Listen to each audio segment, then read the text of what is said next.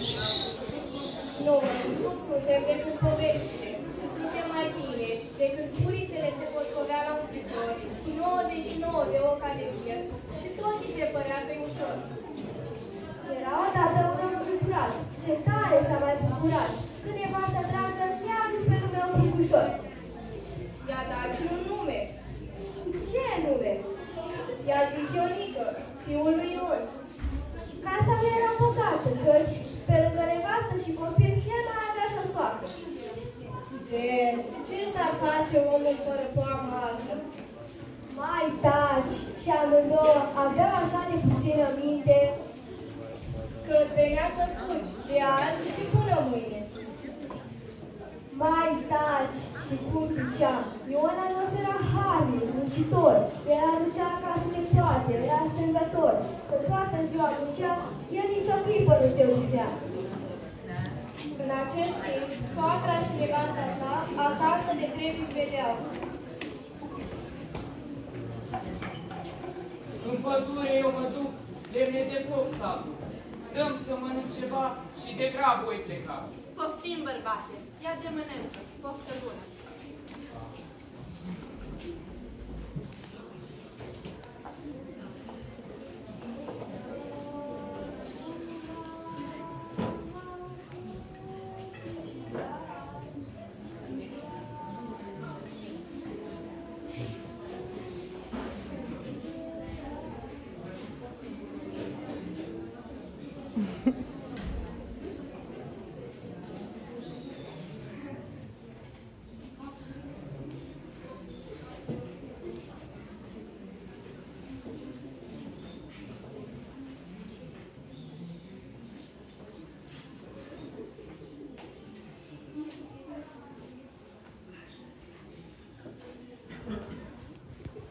Pentru masă mulțumesc și la treaba cum pornesc. Să-ți fie de bine, du-te sănătos.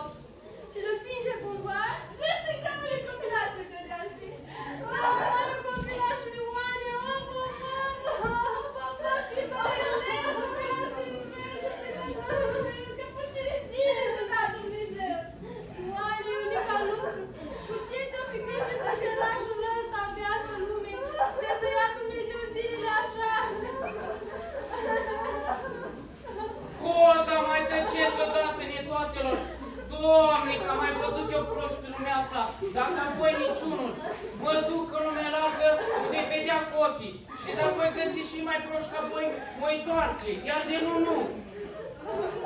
Și Ion Căciaș a luat, în lume mare a plecat, să vadă dacă o mai găsi oameni mai proști ca ai săi. Și cum mergea îngândurat, a dat peste ceva neașteptat. Neașteptat? Oare poate fi ceva neașteptat decât povestea cu mânța și dropul de sare? Stai să vezi și să nu crezi. Un om un ciubăr avea. Și el ce făcea? Ei, ce făcea? Cu gura la soare ciubărul ținea, apoi iute nu-și făca și în casă îl ducea. Tot așa și tot așa? Ion sta și se uita. Ion sta și se crucea. Bună ziua, om bun! Mulțumesc dumitale, prietene! Omule, de mult stau și mă uit la tine și nu mă pot umili de fel.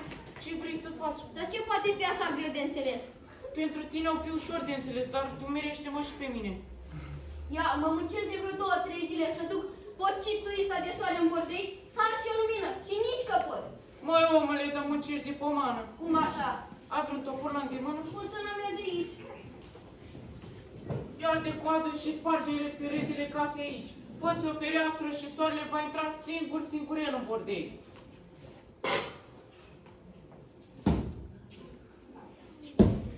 Mare minune, om bun, de nu te aducea Dumnezeu îmbătrânea, ducând soarele în casă cu ciubărul. Rămâi cu bine, omule. Și Ion înainte mergea, în Alsatel ajungea și acolo peste ce crezi că dădea? Nici prin cap nu-mi trece. Stai să vezi și să nu crezi.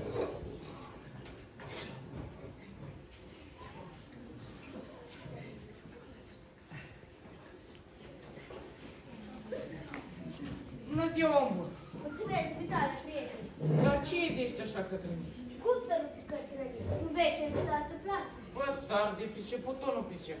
Privește, am făcut un car atât de frumos, dar vreau să scot afară să mă pun și atât, scoate de mai pot. De ce? Cum de ce? Parcă am fost nebun să fac ușile așa vițitele, că am cubiat toporul și pe toate le spart. Hei, potolește-te, omule, ușile nu-s mititele deloc. Bat vițitele și vreau să îndrept acest realizm. Cu toporul, bat ușa, ia căruța și gata, mă duc la tâi. Stai, omule, nu-i păcat să strici bunătate de casă. Dar ce-ți fac? Desfă căruța bucată cu bucată și fă-o la loc aici, în ogradă. Și așa vei avea și casă și căruță.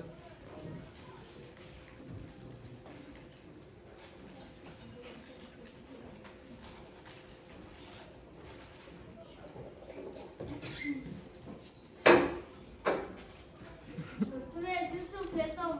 De nu erai dumneata, era să strici bunătate de casă. Rămâi cu bine, omule.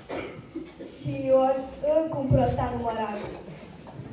Al câtelea? Ei, al câtelea, al doilea.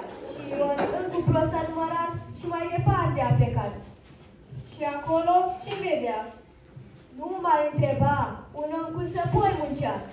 Și ce făcea? Stai să vezi.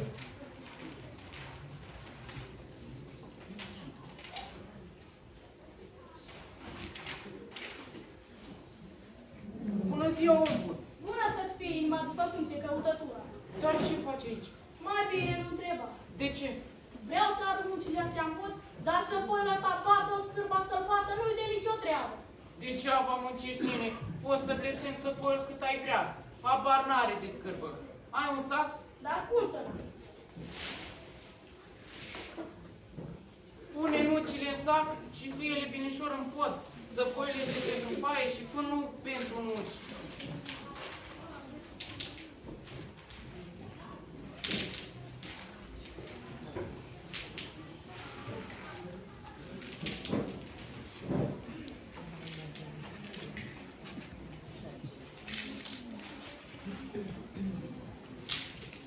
Mulțumesc, omule. Dacă nu erai dumneata, îmbătrâneam încercând să arunc muncile în fund cu sătule.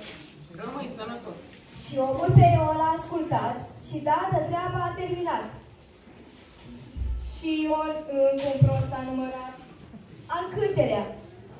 Ei, al câtelea? Al treilea. Și mai departe a plecat. Și acolo peste ce a dat? Peste ce? A stat în loc și s-a minunat. Ei, potolește-te, omule, ce vrei să faci? Dar ce să fac, nu vezi? Văd, dar nu înțeleg. Dar ce e așa greu de înțeles? Stai să spun. Uite aici în pod am o leacă de fân și vaca asta proastă e lipnită de foame. Dar nu vrea nici în ruptul capului să zesuie sus și să mănânce fânul. Stai, omule, că-ți păzuri vaca, ia mai bine fânul și dă-l aici jos la vacă. Dar nu s-a împrăștiat. Ei, omule, nu fi ieftin la făină și scump la tărâțe. Țăranul nostru fânul jos din pod a dat și vaca cu viața a scăpat.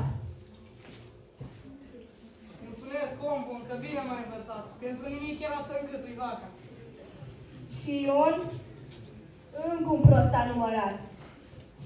Și apoi cruce își făcea și în gândul lui zicea: Măța, toți ar fi putut sui să dea dropuri de sare jos de pe hol, dar să car soarele în casă cu ciubărul, să arunci nucile în foc cu țăpoiul, să tragi vaca în pod la fân, asta n-am gândit. Și Ion s-a întors la nevastă și la copilașul său și i-a luat în brațe.